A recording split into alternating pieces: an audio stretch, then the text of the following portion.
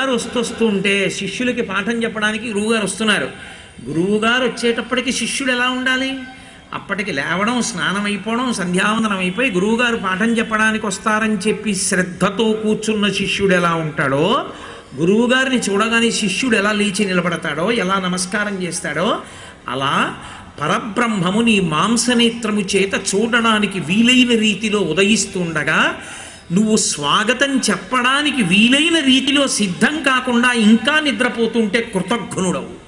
కాబట్టి కృతఘ్నఘ్నాయ దేవాయ, కృతజ్ఞుని శిక్షిస్తానన్నాడు. ఎలా శిక్షిస్తాడు?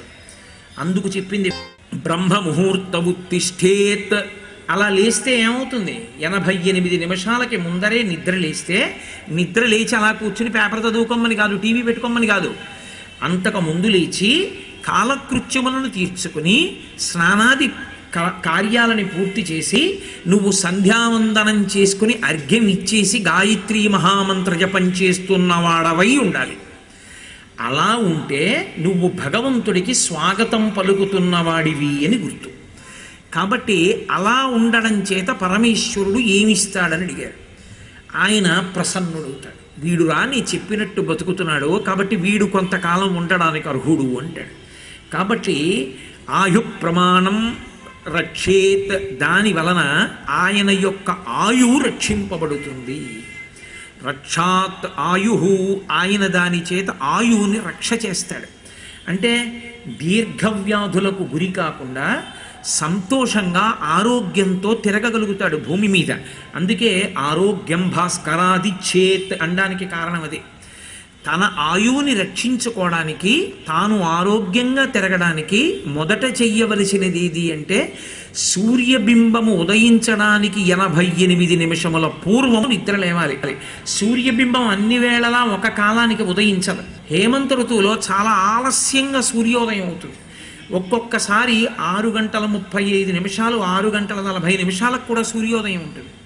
అంటే దానికి 88 నిమిషాల ముందు లేస్తే చాలు. వసంత ఋతువులో అలా కాదు, చాలా తొందరగా సూర్యోదయం అవుతుంది. కాబట్టి దానికన్నా చాలా తొందరగా నిద్ర లేవలసి ఉంటుంది. ఋతువుని పంచాంగంలో రాయగానే మొదటి తిథి దగ్గరే సూర్యోదయం రాస్తారు. అందుకే ఋతువు మారింది, సూర్యోదయం మారుతోంది. సూర్యోదయం మారుతోంది, నువ్వు నిద్ర లేచే వేళ సవరించుకోమని గుర్తు. కాబట్టి ప్రాతకాలం 88 నిమిషముల ముందు లేవాలి. అది పరమయోగ్యమైన కాలము. తన ఆయువుని తాను రక్షించుకోవడానికి, ఈశ్వర కృపని పొందడానికి పరమయోగ్యమైన కాలము బ్రహ్మముహూర్త కాలము. మళ్ళీ అంత శక్తివంతమైనది ప్రదోషకాలము. దోషం అంటే చీకటి, ప్రదోషం అంటే చీకటి పడడానికి ముందున్న కాలం. ఉత్తర సంధ్య, ఉత్తర సంధ్య కూడా అంత శక్తివంతం. ఏ కారణం చేతనైనా రాత్రి బాగా బడలిపోయి ఉంటే, ఎప్పుడైనా ఒక్కసారి సూర్యోదయ సమయమునందు నిద్రపోతున్న దోషాన్ని మన్నిస్తారు. అందుకే ప్రాయశ్చిత్తార్ఘ్యపూర్వక సంధ్యావందనం గరిష్యే అని అనుమతించారు. పడమట సంధ్య వేళలో నిద్రపోవడానికి వీల్లేదు. చీకటి పడడానికి ముందున్నటువంటి ఉత్తర సంధ్యాకాలమునందు సూర్యాస్తమయం అవుతుంటుంది. మళ్ళీ అది పరమ పవిత్రమైన కాలము. ఆ కాలమునందు వృషీశ్వరయానంబున సంచరించుటది అభావ్యంబయ్యే. పరమశివుడు వృషభవాహనం మీద తిరుగుతాడు. ఆయన తిరుగుతుంటే దితితో కశ్యపుడు చెప్తాడు, ఆయనకేమి రాగద్వేషాలుండవు.